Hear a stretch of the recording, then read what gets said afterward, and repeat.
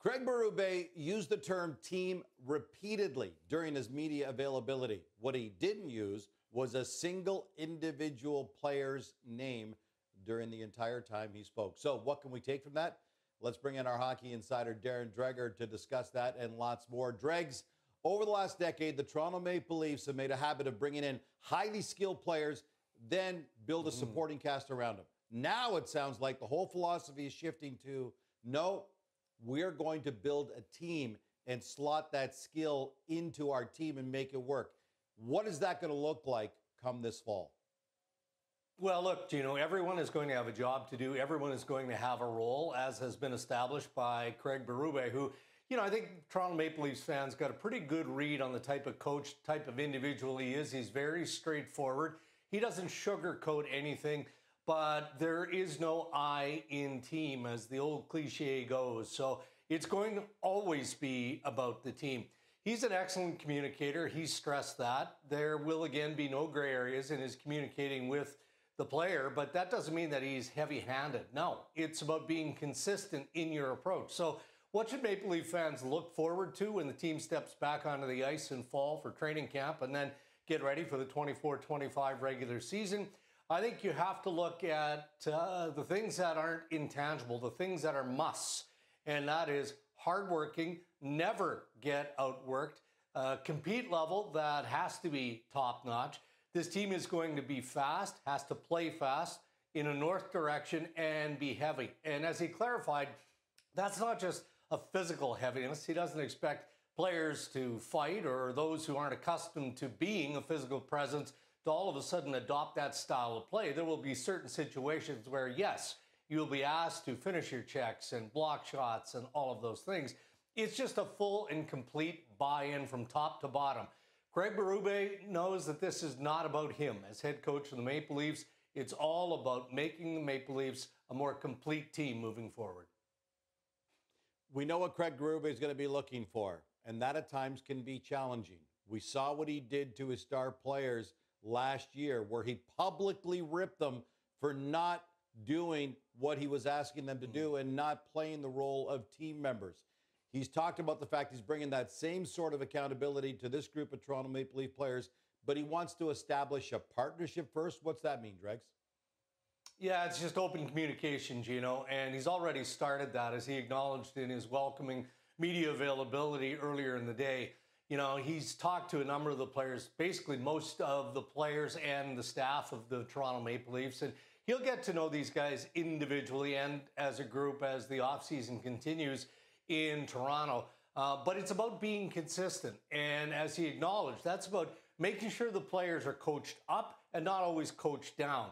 So make sure they understand and can appreciate when they're doing things the right way, the way that the team needs them to do, and when they need a kick in the pants, well, they'll get that kick in the pants. There'll be no gray area with Craig Berube in terms of, his acknowledgement of what he needs from the individual players. But, I think that for the most part, that's what players want in any era of hockey, and that includes today's NHL game and today's edition of the Toronto Maple Leafs. But he's got a lot of work ahead because it's not like Sheldon Keefe, most recently the head coach of the Toronto Maple Leafs, didn't try and, foster this open communication sort of agreement with the players. Of course, Sheldon Keefe demanded the same sort of buy-in and the same sort of structure that Berube talked about.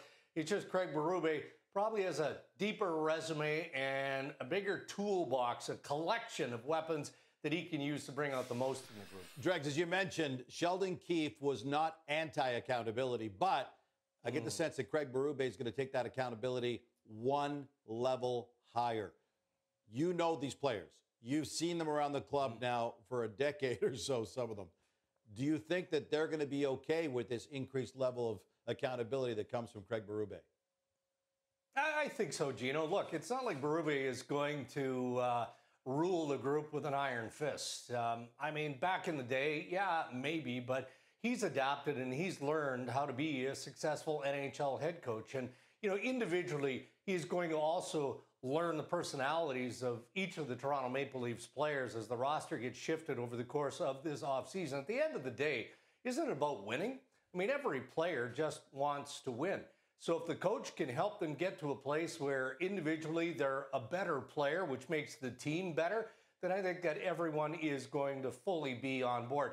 You know, I thought it was interesting that Brad Treliving, the general manager, Gino, acknowledged that in his vetting of Craig Berube and the other candidates, but specific to Craig Berube in this case, he really couldn't find an ex-player that didn't have glowing things to say about all the accountability and how Craig Berube made them independently, individually better players. So when you've got that sort of support coming from a process that Brad Treliving took a lot of time in completing, then I think that the current edition of the Toronto Maple Leafs, the individual players, certainly should feel safe and should expect that maybe the outcome will be a little bit different. Maybe it'll be a little bit better if they buy in the way that they're going to need to buy in. Obviously, they've got to make some big personnel decisions. Craig Berube was great because as soon as the question about goaltending or any other roster stuff came up, he said, that's not a conversation for today. That's for another day. Brad Treliving made it really clear. His number one job was to get a new head coach behind the bench. He's done that. So where does his list of priorities go now?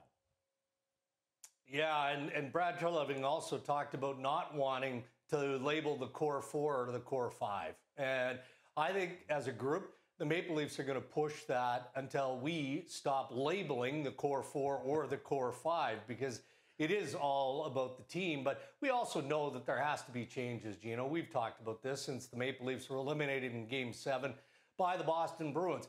Most of the speculation has been targeting two players, and that's Mitch Marner, that's the captain, John Tavares. Both are armed with the no-move clause.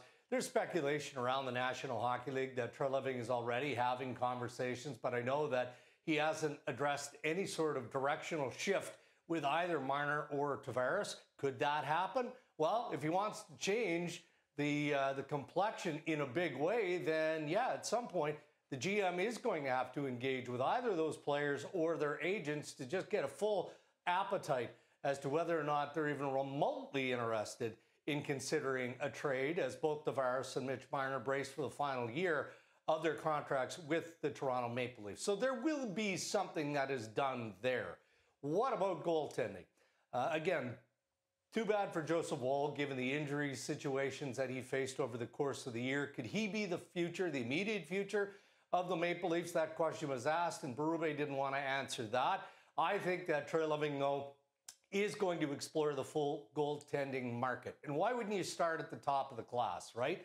Why not look at the recent history that he had with Jacob Markstrom, who's, you know, still veteran goaltender, an elite level goaltender with the Calgary Flames? Could there be a fit between Calgary and Toronto? What about UC Saros and the Nashville Predators? We saw the Preds make a trade in returning Ryan McDonough to the Tampa Bay Lightning. So Barry Trotz seems to be eager to get things done with the Preds. And, you know, then you've got Linus Ullmark, who it sounds like, is a bit of a long shot for anyone, because it sounds like he wants to stick with the Boston Bruins. So I would say that there's a couple of primary areas that management of the Toronto Maple Leafs are focused on right now and will act on at some point in the summer. One other thing I wanted to ask you about, last time we talked about Sheldon Keefe and his future, you were saying he was kind of thinking in his head, talking to the New Jersey Devils, but at the same time wondering if he wanted to just take some time with his family. What's the latest with him? Well, look, if you're Tom Fitzgerald of the New Jersey Devils and you're keenly interested in further exploring the possibility of hiring Sheldon Keefe, then isn't it a good thing that Sheldon Keefe, to this point, we're talking several days now of this story being out there, Gino, isn't it a good thing that Keefe hasn't closed the door on the possibility? My sources say that Sheldon Keefe is intrigued by the New Jersey Devils opening there on their bench. So is he fully considering? Well, we don't know that he isn't fully considering. And until he tells Fitzgerald and the Devils that he's out, then New Jersey is going to keep that door open, because like many around the game, Gino, the belief is that Sheldon Keefe is an excellent NHL coach. Some think he could be a star at some point in his coaching career on an NHL bench. So we'll see how that plays out. But I know that Tom Fitzgerald and the New Jersey Devils are hoping to get something done and a new coach in place by the end of this week. It was funny because the question had to be asked on the day where Craig Berube and had that fight with Brendan Shanahan, and Shanahan had his reflections on that time. Something else to point out, it was not unusual for Craig Berube to fight. As a matter of fact, 303 fights in his NHL career. That ranks number 5 on the all-time NHL fights list. So that's the kind of coach that's behind the Toronto Maple Leafs bench now. Hockey insider, Darren Dreger.